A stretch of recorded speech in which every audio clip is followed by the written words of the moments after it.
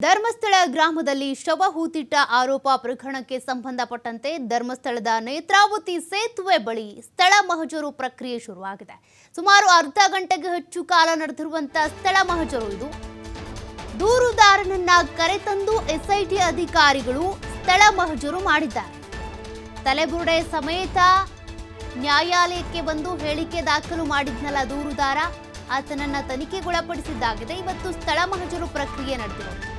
ಅರ್ಧ ಗಂಟೆಗೂ ಹೆಚ್ಚು ಕಾಲ ಸ್ಥಳ ಮಹಜರು ನಡೆದಿದೆ. ದೂರುದಾರನನ್ನ ಕರ್ಕೊಂಡು ಬಂದು ಎಸ್ಐಟಿ ಅಧಿಕಾರಿಗಳು ಪಂಚನಾಮೆ ಮಾಡಿದ್ದಾರೆ. ಸೇತುವೆ ಬಳಿ ತಲೆ ಬುರುಡೆ ತೆಗೆದಿದ್ದೇನೆ ಅಂತ ದೂರುದಾರ ಉಲ್ಲೇಖ ಮಾಡಿದ್ದ ಪತ್ರದಲ್ಲಿ ಹೇಳಿಕೆಯನ್ನು ಕೊಟ್ಟಿದ್ದ. ಈ ಹಿನ್ನೆಲೆ ಸ್ಥಳಕ್ಕೆ ದೂರುದಾರನನ್ನ ಕರೆತಂದು ಮಹಜರು ಮಾಡಲಾಗಿದೆ. ವಿಚಾರಣೆ ಬಳಿಕ ದೂರುದಾರನನ್ನ ಕರೆತಂದು ಸ್ಥಳ ಮಹಜರು ಮಾಡಿದ್ದಾರೆ ಅಧಿಕಾರಿಗಳು. ಬೆಳ್ತಂಗಡಿ ಎಸ್ಐಟಿ ಕಚೇರಿಯಲ್ಲಿ 2 ಗಂಟೆ ವಿಚಾರಣೆ ನಡೆದಿದೆ. ಭಾರೀ ಭದ್ರತೆಯಲ್ಲಿ ದೂರುದಾರನನ್ನ ಕರೆತಂದು ಸ್ಥಳ ಮಹಜರು ಮಾಡಲಾಗಿದೆ. ಈ ಕೇಸಿಗೆ ಸಂಬಂಧಪಟ್ಟಂತೆ ಮೇನ್ ಆಗಿ ಇರುವಂಥದ್ದೇ ಇಲ್ಲಿ ಉತ್ಖನನ ಪ್ರಕ್ರಿಯೆ. ಅದಕ್ಕೂ ಮುನ್ನ ಈತನನ್ನ ಕರ್ಕೊಂಡು ಬಂದು ಇಲ್ಲಿ ಸ್ಥಳ ಮಹಜರು ಮಾಡಲಾಗಿದೆ. ಅಂದರೆ ಹೂತಿಟ್ಟಂಥ ಶವವನ್ನು ಹೊರತೆಗೆಯುವಂಥ ಪ್ರಕ್ರಿಯೆಯೂ ಇದೆ. ಅದಕ್ಕೂ ಮೊದಲು ಆತ ಜಾಗವನ್ನು ತೋರಿಸ್ಬೇಕಲ್ಲ, ಎಲ್ಲಿಂದ ತಲೆ ಬುರುಡೆಯನ್ನು ತಂದಿದ್ದು. ಒಂದು ವಿಡಿಯೋ ಕೂಡ ಆತ ಮಾಡಿಕೊಂಡಿದ್ದ. ನಿನ್ನ ಜೊತೆಗೆ ಯಾರಿದ್ರು ಅಂತ ಕೂಡ ನಿನ್ನೆ ಪ್ರಶ್ನೆ ಮಾಡಿದ್ದಾರೆ. ಒಬ್ಬರೇ ಇದೆಲ್ಲವನ್ನು ಕೂಡ ಮಾಡೋದಕ್ಕೆ ಸಾಧ್ಯ ಇಲ್ವಲ್ಲ, ಹಾಗಾಗಿ ಅಂತ. ಸದ್ಯ ಅರ್ಧ ಗಂಟೆಗೂ ಹೆಚ್ಚು ಕಾಲ ಸ್ಥಳ ಮಹಜರು ನಡೆದಿದೆ. ಅನಾಮಿಕ ದೂರುದಾರನನ್ನು ಕರ್ಕೊಂಡು ಹೋಗಿ ಎಸ್ಐಟಿ ಅಧಿಕಾರಿಗಳು ಸ್ಥಳ ಮಹಜರನ್ನು ನಡೆಸಿದ್ದಾರೆ. ಅರ್ಧ ಗಂಟೆಗೂ ಹೆಚ್ಚು ಕಾಲ ನಡೆದಿರುವಂಥ ಸ್ಥಳ ಮಹಜರಿನಲ್ಲಿ ಏನು ಸಿಕ್ಕಿರಬಹುದು ಹಾಗಾದರೆ ಅಂತ. ಆತ ಅವತ್ತೇನು ತಲೆಬುರುಡಿಯನ್ನು ಹಿಡ್ಕೊಂಡು ಬಂದಿದ್ದ, ನ್ಯಾಯಾಲಯಕ್ಕೆ ಬಂದು ಹೇಳಿಕೆಯನ್ನು ದಾಖಲು ಮಾಡಿದ್ದ. ಆ ತಲೆಬುರುಡಿಯಲ್ಲಿ ಇದ್ದಂಥ ಮಣ್ಣು ಮತ್ತು ಈಗ ಹೋಗಿ ಜಾಗವನ್ನು ಏನು ತೋರಿಸ್ತಾನೆ ಆ ಮಣ್ಣು ಎರಡೂ ಕೂಡ ಮ್ಯಾಚ್ ಆಗಬೇಕಾಗತ್ತೆ. ಆ ಒಂದು ಪ್ರಕ್ರಿಯೆ ಇವತ್ತು ನಡೆದಿರೋದು. ಇನ್ನೂ ಕೂಡ ಬಹಳ ಪ್ರೊಸೀಜರ್ಸ್ ಇದೆ ಈ ಪ್ರಕರಣಕ್ಕೆ ಸಂಬಂಧಪಟ್ಟಂತೆ. ಯಾಕೆಂದರೆ 1-2 ಶವ ಹೂತಿಟ್ಟ ಪ್ರಕರಣ ಅಲ್ಲ ಇದು. 100 ಶವಗಳನ್ನು ಹೂತಿಟ್ಟಿದ್ದೆ ಅಂತ ಆ ವ್ಯಕ್ತಿ ಹೇಳಿದ್ದಾನೆ. ತನಗೆ ಪಶ್ಚಾತ್ತಾಪ ಆಗಿದೆ ಅನ್ನುವಂಥ ಕಾರಣಕ್ಕೆ ಆತ ಬಂದು ಹೇಳಿಕೆಯನ್ನು ಕೊಟ್ಟಿರೋದು, ಲೆಟರ್ ಕೊಟ್ಟಿರೋದು, ನ್ಯಾಯಾಲಯದಲ್ಲಿ ಹಾಜರಾಗಿ ತನಿಖೆ ಫೇಸ್ ಮಾಡಿರೋದು. ಸದ್ಯ ಅದಕ್ಕೆ ಅಂತ SIT ಅಧಿಕಾರಿಗಳು ಈ ಒಂದು ತನಿಖೆಯನ್ನು ಮಾಡ್ತಾ ಇರೋದು. ಈಗಾಗಲೇ 2 ದಿನಗಳ ಕಾಲ ಆತನನ್ನು ವಿಚಾರಣೆಗೆ ಒಳಪಡಿಸಲಾಗಿತ್ತು. ನೀವು ಶವ ಹೂತಿಟ್ಟ ಜಾಗವನ್ನು ಪರಿಶೀಲನೆ ಮಾಡೋದಕ್ಕೆ ಒಪ್ತೀರಾ? ಆ ಜಾಗವನ್ನು ಗುರುತಿಸ್ತೀರಾ? ಕರ್ಕೊಂಡು ಹೋಗ್ತೀರಾ? ಅಲ್ಲಿ ನಾವು ಪಂಚನಾಮೆಗೆ ಕರ್ಕೊಂಡು ಹೋದಂಥ ಸಂದರ್ಭದಲ್ಲಿ ಶವ ಹೂತಿಟ್ಟಿದ್ದು ಎಲ್ಲಿ ಅಂತ ನೀವು ತೋರಿಸ್ತೀರಾ? ಹೀಗೆಲ್ಲ ಪ್ರಶ್ನೆ ಮಾಡಿದ್ರು SIT ಅಧಿಕಾರಿಗಳು.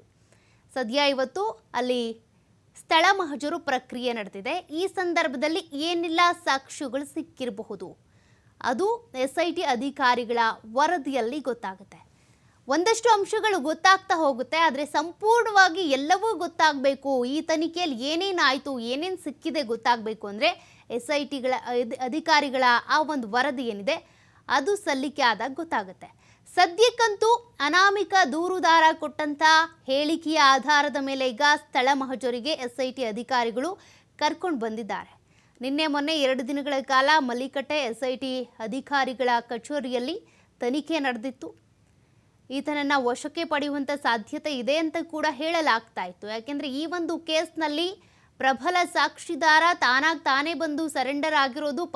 ಪಶ್ಚಾತ್ತಾಪ ಕಾಡ್ತಾ ಇದೆ ನನಗೆ, ಎಲ್ಲಂದರಲ್ಲಿ ಹೆಣ ಹೂತಿದ್ದೇನೆ ನಾನು, ಹಾಗಾಗಿ ಅವುಗಳನ್ನು ಹೊರ ತೆಗಿರಿ, ನಾನು ತೋರ್ಸೋದಕ್ಕೆ ರೆಡಿ, ಎಲ್ಲೆಲ್ಲಿ ಹೂತಿಟ್ಟಿದ್ದೆ ಅಂತ ತೋರ್ಸೋದಕ್ಕೆ ರೆಡಿ ಅಂತ ಈತ ಹೇಳಿದ್ದ. ಅದರ ಆಧಾರದ ಮೇಲೆ ಇವತ್ತು ಸ್ಥಳ ಮಹಜರು ನಡೆದಿದೆ. ಸದ್ಯ ಮೊನ್ನೆ ಅಂದರೆ ಇತ್ತೀಚೆಗೆ ತಲೆಬುರುಡೆ ಸಮೇತ ಆ ವ್ಯಕ್ತಿ ಏನು ಬಂದು ಹಾಜರಾಗಿದ್ದ, ಸರೆಂಡರ್ ಆಗಿದ್ದ, ನಾನು ಇದಕ್ಕೆ ಸಂಬಂಧಪಟ್ಟಂತೆ ಸಾಕ್ಷಿ ಹೇಳ್ತೀನಿ ಅಂತೇಳಿ ಆ ಒಂದು ತಲೆಬುರುಡೆಯನ್ನು ಎಲ್ಲಿಂದ ತೆಗೆದಿದ್ದು ಆ ಜಾಗಕ್ಕೆ ಕರ್ಕೊಂಡು ಹೋಗಿ ಇವತ್ತು ಸ್ಥಳ ಮಹಜರು ನಡೆದಿರೋದು. ಸಾಕಷ್ಟು ಅಂಶಗಳನ್ನು ಈಗಾಗಲೇ ಕಲೆ ಹಾಕಿದ್ದಾರೆ SIT ಅಧಿಕಾರಿಗಳು. ಸ್ಪೆಷಲ್ ಇನ್ವೆಸ್ಟಿಗೇಷನ್ ಟೀಮ್ ಮಾಡ್ತಾ ಇರುವಂಥ ಈ ತನಿಖೆ ಏನಿದೆ ಎಲ್ಲ ಆಯಾಮಗಳಲ್ಲೂ ಕೂಡ ಹೋಗ್ತಾ ಇದೆ. ಮೊದಲನೇದಾಗಿ ಈ ದೂರುದಾರ ಕೊಟ್ಟಂಥ ಒಂದು ಹೇಳಿಕೆಯಲ್ಲಿ ಅಥವಾ ಆ ಕಂಪ್ಲೇಂಟ್ನಲ್ಲಿ ಅಂದರೆ ತನ್ನ ಕುಟುಂಬಸ್ಥರು ಅಥವಾ ಬಾಲಕಿಗೂ ಕೂಡ ಈ ರೀತಿ ಲೈಂಗಿಕ ಕಿರುಕುಳ ಆಗಿತ್ತು ಅಂತ ಹೇಳಿದ್ದ. ಅದಕ್ಕೂ ಸಂಬಂಧಪಟ್ಟಂತೆ ನಿನ್ನೆ ಸುದೀರ್ಘವಾದ ಪ್ರಶ್ನೆಗಳನ್ನು ಕೇಳಿದ್ದಾರೆ. ಆ ಬಾಲಕಿ ಆ ಸಮಯದಲ್ಲಿ ಯಾವ ವಯಸ್ಸಿನವಳಿದ್ಲು, ಏನು ಕಿರುಕುಳ ಆಗಿತ್ತು, ಯಾರಿಂದ ಆಗಿತ್ತು ಅಂತ. ಇವತ್ತು ಸ್ಥಳ ಮಹಜರು ಆಗಿದೆ. ಮತ್ತಷ್ಟು ಡೀಟೇಲ್ಸ್ ಕೊಡ್ತಾರೆ ಪ್ರತಿನಿಧಿ ಆದಿತ್ಯ ನಿಜಕ್ಕೂ ಕೂಡ ಈ ಕೇಸ್ಗೆ ಒಂದ್ ರೀತಿಯಾಗಿ ರೋಚಕ ತಿರುವು ಅಂತಾನೂ ಕೂಡ ಹೇಳ್ಬೋದು ಈ ಒಂದು ಸ್ಥಳ ಮಹಜರು. ತದನಂತರದಲ್ಲಿ ಅಲ್ಲಿ ಉತ್ಖನನ ಪ್ರಕ್ರಿಯೆ ನಡೆಯೋದು. ಸ್ಥಳ ಮಹಜರು ಸಂದರ್ಭದಲ್ಲಿ ಏನೆಲ್ಲ ಡೀಟೇಲ್ಸ್ ಸಿಕ್ಕಿದೆ? ಒಂದು ದೊಡ್ಡ ಬೆಳವಣಿಗೆ ಧರ್ಮಸ್ಥಳ ಗ್ರಾಮದಲ್ಲಿ ಆಗ್ತಾ ಇದೆ. ಅನಾಮಿಕ ಕಡೆಗೂ ಕೂಡ ಪೊಲೀಸರ ಮುಂದೆ ಶರಣಾಗಿದ್ದಾನೆ. ಶರಣಗತಿಯಾಗಿ ಆತ ಈಗ ಆತನನ್ನು ಅನೇಕ ಪ್ರದೇಶಗಳಿಗೆ ಕರ್ಕೊಂಡು ಹೋಗಿ ಆತನಿಂದ ಸ್ಥಳ ಮಹಜರು ಪ್ರಕ್ರಿಯೆಗಳನ್ನ ಮಾಡ್ತಾ ಇದ್ದಾರೆ. ಆತ ಎಲ್ಲೆಲ್ಲ ಜಾಗಗಳನ್ನ ಹೂತು ಹಾಕಿದ್ದು ಅದ್ರ ಬಗ್ಗೆ ಒಂದು ರೀತಿ ಮಾರ್ಕಿಂಗ್ ಪ್ರೊಸೆಸ್ ಕೂಡ ನಡೀತಾ ಇರುವಂತದ್ದು ದೃಶ್ಯದಲ್ಲಿ ಗಮನಿಸಬಹುದು. ಇದು ಧರ್ಮಸ್ಥಳ ಪೊಲೀಸ್ ಠಾಣೆ. ಧರ್ಮಸ್ಥಳ ಪೊಲೀಸ್ ಠಾಣೆಗೆ ಈಗ ಅನಾಮಿಕನನ್ನ ಕರ್ಕೊಂಡ್ ಬಂದಿದ್ದಾರೆ. ಸಾಕಷ್ಟು ಜಾಗಗಳನ್ನ ಆತ ತೋರಿಸಿದ್ದಾನೆ ಅಂತ ಹೇಳಲಾಗ್ತಾ ಇದೆ. ತಾವು ದೃಶ್ಯದಲ್ಲೂ ಕೂಡ ಗಮನಿಸ್ತಾ ಹೋಗ್ಬೋದು. ಇದು ಧರ್ಮಸ್ಥಳ ಪೊಲೀಸ್ ಠಾಣೆಯ ಒಂದು ಲೈವ್ ವಿಜುವಲ್ಸ್ ಅನ್ನ ನೀವು ನೋಡ್ತಾ ಇರುವಂತದ್ದು. ಈಗ ತಾನೇ ಅನಾಮಿಕನನ್ನ ಈ ಸ್ಪಾಟ್ಗೆ ಇಲ್ಲಿಗೆ ಕರೆದುಕೊಂಡು ಬಂದಿದ್ದಾರೆ. ಕರೆದುಕೊಂಡು ಬಂದು ಆತನಿಂದ ಸ್ಥಳ ಮಹಜರು ಪ್ರಕ್ರಿಯೆಯನ್ನ ಮುಗಿಸಿ ಈಗ ಇಲ್ಲಿ ಕರ್ಕೊಂಡ್ ಬಂದಿದ್ದಾರೆ ಅನ್ನುವಂತ ಒಂದು ರೀತಿಯ ಮಾಹಿತಿ ಇದೆ. ಯಾಕಂದ್ರೆ ಸರಿಸುಮಾರು 2 ಗಂಟೆಯಿಂದ ಈ ಒಂದು ರೀತಿಯ ಮಹಜರು ಪ್ರಕ್ರಿಯೆ ನಡೀತಾ ಇತ್ತು. ಆತ ಏನು ಈ ಹಿಂದೆ ಒಂದು ತಡೆಗೋಡೆಯನ್ನ ತೆಗೆದುಕೊಂಡು ಬಂದಿದ್ದ, ಅದನ್ನ ಆತ ಕೋರ್ಟಿಗೆ ಸಬ್ಮಿಟ್ ಮಾಡಿ ಮುಂದೆ ಮಹಜರಿಗೆ ನಾನು ತಯಾರಿದ್ದೀನಿ ಅಂತ ಹೇಳಿದ್ದ. ಸೊ ಅದರ ಭಾಗವಾಗಿ ಇವತ್ತು ತನಿಖೆ ಆರಂಭವಾಗಿತ್ತು. SIT ಅಧಿಕಾರಿಗಳು ಕೂಡ ಎಲ್ಲಾ ರೀತಿಯ ನುರಿತ ತಂತ್ರಜ್ಞರನ್ನ ಕರೆದುಕೊಂಡು ಬಂದು ಇವತ್ತಿನ ಈ ಒಂದು ಸ್ಥಳ ಮಹಜರು ಪ್ರಕ್ರಿಯೆಗೆ ಆರಂಭ ಮಾಡಿದ್ರು. ಸೊ ಆತ ಕೇವಲ ನೇತ್ರಾವತಿ ಸ್ನಾನಘಟ್ಟದಿಂದ ಆರಂಭ ಮಾಡಿದಂತ ಆತನ ಒಂದು ಸ್ಥಳ ಮಹಜರು ಪ್ರಕ್ರಿಯೆ ಅದು ಇನ್ನೊಂದು ಭಾಗಕ್ಕೆ, ಅದೇ ಒಂದು ಕಾಡಿನ ಇನ್ನೊಂದು ಡೆಡ್ ಎಂಡಿಗೆ ಅಂದ್ರೆ ನೇತ್ರಾವತಿ ಸೇತುವೆ ಬಳಿ ಹೋಗಿ ತಲುಪಿತ್ತು. ಸೇತುವೆ ಭಾಗದಲ್ಲೂ ಕೂಡ ಆತ ಒಂದಿಷ್ಟು ಜಾಗಗಳನ್ನ ಗುರುತು ಮಾಡಿದ್ದಾನೆ. ಅದನ್ನ ಮಾರ್ಕಿಂಗ್ ಮಾಡುವಂತ ಒಂದು ಪ್ರೊಸೆಸ್ ಕೂಡ ನಡೆದಿದೆ. ಕೇವಲ ಆತ ತೆಗೆದುಕೊಂಡು ಬಂದಂತ ಒಂದು ತಲೆಬುರುಡೆಯ ಜಾಗ ಮಾತ್ರ ಅಲ್ಲ, ಆತ ಈ ಹಿಂದೆ ಏನು ಶವಗಳನ್ನ ಹೂತಿದ್ನೋ ಆ ವ್ಯಾಪ್ತಿಯಲ್ಲಿ ಯಾವ್ದೆಲ್ಲ ಇದೆಯೋ ಅದನ್ನ ಕೂಡ ಮಾರ್ಕಿಂಗ್ ಮಾಡುವಂತ ಪ್ರೊಸೆಸ್ ಆಗಿ ಈಗ ಆ ನೇತ್ರಾವತಿ ಸೇತುವೆಯಿಂದ ಆತನನ್ನ ಧರ್ಮಸ್ಥಳ ಪೊಲೀಸ್ ಠಾಣೆಗೆ ಕರೆದುಕೊಂಡು ಬಂದಿದ್ದಾರೆ. ಸೊ ಇಲ್ಲೂ ಕೂಡ ಈಗ ವಿಚಾರಣೆ ನಡೀತಾ ಇದೆ. ಸಾಕಷ್ಟು ಭದ್ರತೆಯನ್ನ ಕೂಡ ನಿಯೋಜನೆ ಮಾಡಲಾಗಿದೆ. ಆತನ ಅಂದ್ರೆ ಇಲ್ಲಿಂದ ಸುಮಾರು 1 ಕಿಲೋಮೀಟರ್ ದೂರ ಇರುವಂತಹ ಪ್ರದೇಶದಲ್ಲಿ ಆ ಒಂದು ಸ್ಥಳ ಮಹಜರು ಪ್ರಕ್ರಿಯೆ ಆರಂಭವಾಗಿತ್ತು. ಅದಾದ ಬಳಿಕ ನೇತ್ರಾವತಿ ಸೇತುವೆಯನ್ನು ತಲುಪಿತ್ತು. ಅಲ್ಲೂ ಕೂಡ ಅಧಿಕಾರಿಗಳು ಒಂದು ಯೆಲ್ಲೋ ಬೋರ್ಡ್ ದೃಶ್ಯಾವಳಿಗಳು ಕೂಡ ಇದೆ, ಯೆಲ್ಲೋ ಬೋರ್ಡ್ ಅನ್ನ ಹಿಡ್ಕೊಂಡು ಮಾರ್ಕಿಂಗ್ ಮಾಡುವ ಅಂದ್ರೆ ಎಲ್ಲೆಲ್ಲ ಆತ ಶವಗಳನ್ನ ತೋರಿಸ್ತಾನೋ ಅಲ್ಲಿ ಆ ಯೆಲ್ಲೋ ಬೋರ್ಡ್ ಗಳನ್ನ ಹಾಕಿ ಪಾಯಿಂಟ್ ಮಾಡುವಂತ ಇದು ಕೂಡ ಪ್ರಕ್ರಿಯೆ ಕೂಡ ನಡೆದಿದೆ. ಪ್ರಮುಖವಾಗಿ ಆತ ಯಾವ್ದೆಲ್ಲ ಜಾಗಗಳನ್ನ ತೋರಿಸಿದಾನೋ ಅಲ್ಲಿ ಸ್ಥಳವನ್ನ ಗುರುತಿಸುವಂತಹ ಪ್ರಕ್ರಿಯೆ ಆರಂಭವಾಗಿತ್ತು. GPS ಸ್ಮಾರ್ಟ್ ಮ್ಯಾಪ್ ಮತ್ತು ಜಿಯೋ ಟ್ಯಾಗಿಂಗ್ ಮೂಲಕ ಆ ಸ್ಥಳಗಳನ್ನ ಗುರುತು ಮಾಡಲಾಗಿತ್ತು. ಮತ್ತು ಸ್ಥಳದ ಒಂದು ಪರಿಸರ ಮತ್ತು ಮಣ್ಣಿನ ಸ್ಥಿತಿಯ ಒಂದು ಪೂರಕ ಪರಿಶೀಲನೆ ಕೂಡ ನಡೆದಿತ್ತು. ಈ ಹಿಂದೆ ಆತ ಸಬ್ಮಿಟ್ ಮಾಡಿದಂತಹ ಕಳೆ ಬರಹದಲ್ಲಿದ್ದಂತಹ ಮಣ್ಣಿನ ಸ್ಯಾಂಪಲ್, ಈಗ ಆತ ತೋರಿಸ್ತಾ ಇರುವಂತಹ ಜಾಗದ ಮಣ್ಣಿನ ಸ್ಯಾಂಪಲ್ ಅದು ಒಂದೇನಾ ಅನ್ನುವಂತ ರೀತಿಯಲ್ಲೂ ಕೂಡ ಪರಿಶೀಲನೆ ಆಗಿದೆ. ಫೋರೆನ್ಸಿಕ್ ಟೀಮ್ ಮತ್ತು ವಿಡಿಯೋ ರೆಕಾರ್ಡಿಂಗ್ ಕೂಡ ಅದನ್ನ ಲೈವ್ ಆಗಿ ದಾಖಲೀಕರಣ ಕೂಡ ಮಾಡ್ಲಾಗ್ತಾ ಇತ್ತು. ಮತ್ತು ಮೆಡಿಕೋ ಲೀಗಲ್ ಎಕ್ಸ್ಪರ್ಟ್ ಗಳ ತಂಡ ಕೂಡ ಇತ್ತು.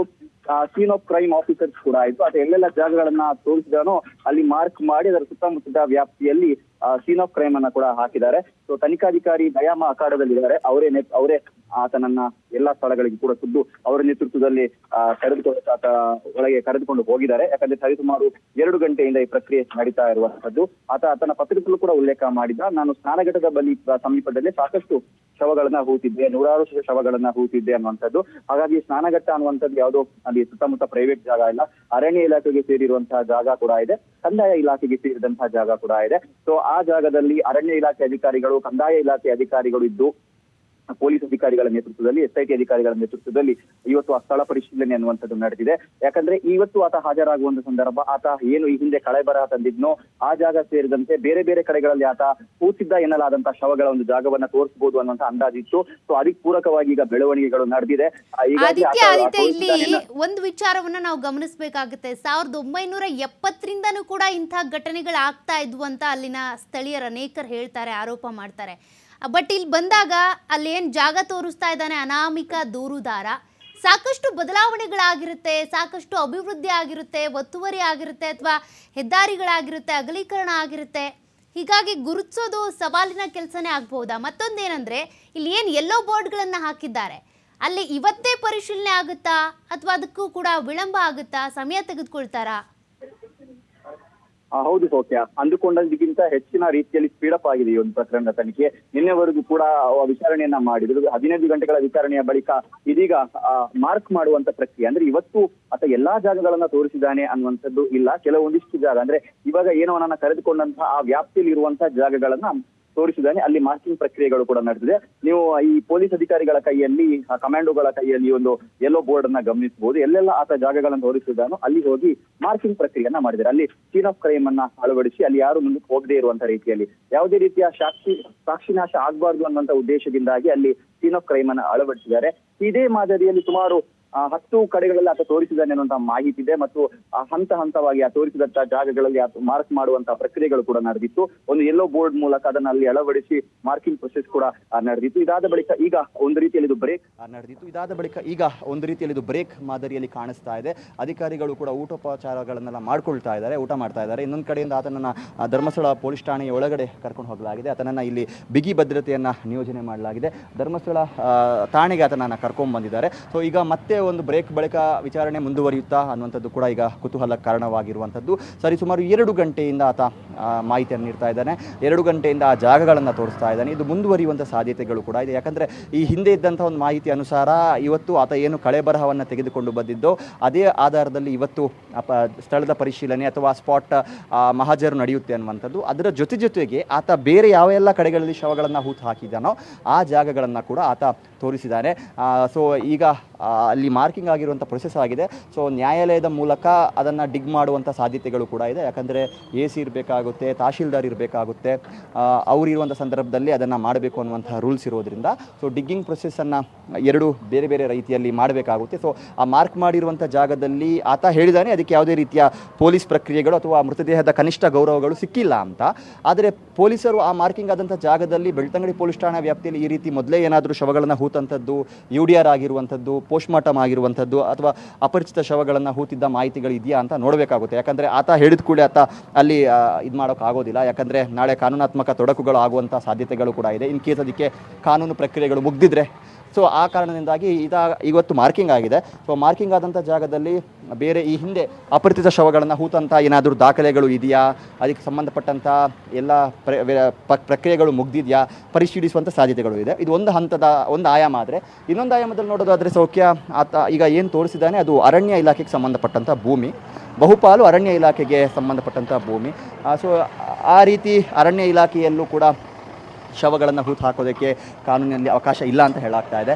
ಹಾಗಾಗಿ ಈ ಆಧಾರದಲ್ಲೂ ಕೂಡ ಸ್ವಲ್ಪ ಕುತೂಹಲಗಳು ಬೇರೆ ಆಯಾಮದಲ್ಲಿ ಮೂಡಿರುವಂಥದ್ದು. ಸೊ ಅದಕ್ಕೆ ಕಾನೂನಾತ್ಮಕ ಪ್ರಕ್ರಿಯೆಗಳಾಗಿದೆಯಾ ಇಲ್ವಾ ಅನ್ನುವಂಥ ಪರಿಶೀಲನೆಗಳನ್ನು ಮಾಡಿ ಸೊ ಈಗ ಸ್ವಲ್ಪ ಹೊತ್ತು ಬ್ರೇಕ್ ಕೊಟ್ಟು ಮತ್ತೆ ಅವರು ಮಾರ್ಕಿಂಗ್ ಪ್ರೊಸೆಸ್ ಮಾಡುವಂಥ ಒಂದು ಸಾಧ್ಯತೆಗಳು ಕೂಡ ಇದೆ. ಸೊ ಆ ಬಳಿಕ ಅದು ಅರಣ್ಯ ಭೂಮಿಯಲ್ಲಿದ್ದರೆ ಅದಕ್ಕೆ, ಯಾಕಂದರೆ ಅರಣ್ಯ ಭೂಮಿ ಮತ್ತು ಕಂದಾಯ ಇಲಾಖೆ ಅಧಿಕಾರಿಗಳು ಜೊತೆಗೆ ಇದ್ದಾರೆ. ಸೊ ಆ ತೋರಿಸಿದಂಥ ಏನೆಲ್ಲ ಅಂದರೆ ಆರಂಭಿಕ ಹಂತದಲ್ಲೇ ಯಾವ ಜಾಗವನ್ನು ಆತ ತೋರಿಸಿದ್ನೋ ಆ ಜಾಗದಿಂದಲೇ ದಾಖಲೆಗಳ ಪರಿಶೀಲನೆ ನಡೀತಾ ಇತ್ತು. ಇದು ಕಂದಾಯ ಭೂಮಿನ, ಇದು ಅರಣ್ಯ ಭೂಮಿನ, ಇದು ರಿಸರ್ವ್ ಫಾರೆಸ್ಟಾ, ಇದು ಯಾರಿಗೆ ಸಂಬಂಧಪಟ್ಟಂಥ ಭೂಮಿ, ಖಾಸಗಿ ಜಾಗನ ಅನ್ನುವಂಥದ್ದು ಅಲ್ಲೇ ಆರಂಭ ಮಾಡಿರುವಂಥದ್ದು ನಾವು ಕೂಡ ಗಮನಿಸಿದ್ದೀವಿ. ಹಾಗಾಗಿ ಎಲ್ಲೆಲ್ಲ ಆತ ಜಾಗವನ್ನು ತೋರಿಸುವುದರ ಜೊತೆಗೆ ಈ ಕಂದಾಯ ಮತ್ತು ಅರಣ್ಯ ಇಲಾಖೆ ಅಧಿಕಾರಿಗಳು ಅದು ಯಾವ ಇಲಾಖೆಗೆ ಸಂಬಂಧಪಟ್ಟಂಥ ಜಾಗ ಅನ್ನುವಂಥದ್ದನ್ನು ಕೂಡ ಮಾರ್ಕ್ ಮಾಡ್ತಾ ಇದ್ದಾರೆ.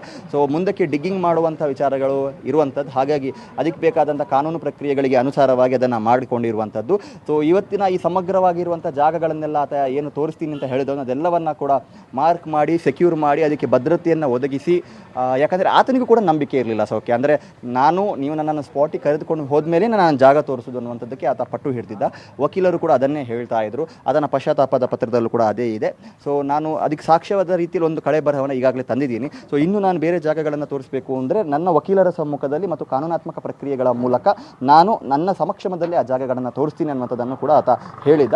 ಅದಕ್ಕೆ ಅನುಸಾರವಾಗಿ ಇವತ್ತು ಪ್ರಕ್ರಿಯೆಗಳು ನಡೀತಾ ಇರುವಂಥದ್ದನ್ನು ಕೂಡ ಗಮನಿಸ್ಬೋದು. ಸೊ ಇವತ್ತು ಕೂಡ ಅದೇ ರೀತಿಯಲ್ಲಿ ಆತ ತೋರಿಸಿದಂಥ ಜಾಗದಲ್ಲಿ ಮಾರ್ಕಿಂಗ್ ನಡೆದಿದೆ. ಸೊ SIT ಅಧಿಕಾರಿಗಳು ಇದನ್ನು ನ್ಯಾಯಾಲಯದ ಮುಂದೆ ಇಟ್ಟು ಡಿಗ್ಗಿಂಗನ್ನು ಆರಂಭ ಮಾಡ್ತಾರಾ ಅಥವಾ ಸಾಕ್ಷಿಗಳನ್ನು ತ್ವರಿತವಾಗಿ ಉಳಿಸ್ಕೊಳ್ಬೇಕಾದಂಥ ಕಾರಣದಿಂದ ಅಥವಾ ಸಾಕ್ಷಿನಾಶ ಆಗುವಂಥ ಸಾಧ್ಯತೆ ಆತಂಕ ಇರುವಂಥ ಹಿನ್ನೆಲೆಯಲ್ಲಿ ತಮ್ಮದೇ ಒಂದು ವಿವೇಚನೆಯ ರೀತಿಯಲ್ಲಿ ಏನು ನಿರ್ಧಾರಗಳನ್ನು ಕೈಗೊಳ್ತಾರೆ ಕಾದು ನೋಡಬೇಕಾಗಿದೆ Saukhya. Okay, thank you Aditya ಡೀಟೇಲ್ಸ್ಗೆ. ನೋಡಿ, ಈಗಾಗಲೇ ಸ್ಥಳ ಮಹಜರು ಪ್ರಕ್ರಿಯೆ ಮುಂದುವರೆದಿದೆ ಅನ್ನೋದು ಗೊತ್ತಾಗ್ತಾ ಇದೆ. ಒಂದು ಅರ್ಧ ಗಂಟೆ ಸ್ಥಳ ಮಹಜರು ಮಾಡಿದ್ದಾರೆ, ಅದು ಕೂಡ ಆತ ತಲೆಬುಡಿಯನ್ನು ಏನು ಎತ್ಕೊಂಡು ಬಂದಿದ್ನಲ್ಲ ಆ ಜಾಗದಲ್ಲಿ. ತದನಂತರದಲ್ಲಿ ಇನ್ನೂ ಎಲ್ಲೆಲ್ಲಿ ಶವ ಹೂತಾಕಿದ್ದೆ ಅದನ್ನು ಕೂಡ ಜಾಗ ತೋರಿಸ್ತೀನಿ ಅಂತ ಆತ ಹೇಳಿದ್ದ. ಪಶ್ಚಾತ್ತಾಪ ಪತ್ರದಲ್ಲೂ ಕೂಡ ಹೇಳಿದ್ದ, ನನಗೆ ಅಲ್ಲಿ ಕರ್ಕೊಂಡು ಹೋದ್ರೇ ನಾನು ತೋರಿಸೋದು, ನಂಬಿಕೆ ಇಲ್ಲ ನನಗೆ ಅಂತ. ಕಾರಣ ಅಲ್ಲಿನ ಸ್ಥಳೀಯ ಪೊಲೀಸರು, ದಕ್ಷಿಣ ಕನ್ನಡ ಪೊಲೀಸರ ಮೇಲೆ ಆಕ್ರೋಶ ಇದೆ, ಸರಿಯಾಗಿ ತನಿಖೆ ಆಗಿಲ್ಲ ಅಂತ. ಹಾಗಾಗಿ SIT ಅಧಿಕಾರಿಗಳ ನೇತೃತ್ವದಲ್ಲಿ ನಡೀತಾ ಇರುವಂಥ ಈ ತನಿಖೆಯಲ್ಲಿ ಆತ ಭಾಗಿಯಾಗಿದ್ದು ಎಲ್ಲ ರೀತಿಯಲ್ಲೂ ಕೂಡ ಸಹಕಾರ ಕೊಡ್ತಾ ಇದ್ದಾನೆ. ಸದ್ಯ ಒಂದು 10 ಕಡೆ ಜಾಗವನ್ನ ಮಾರ್ಕಿಂಗ್ ಮಾಡಲಾಗಿದೆ. ಅಲ್ಲಿ ಹೋಗಿ ಡಿಗ್ಗಿಂಗ್ ಪ್ರೊಸೀಜರ್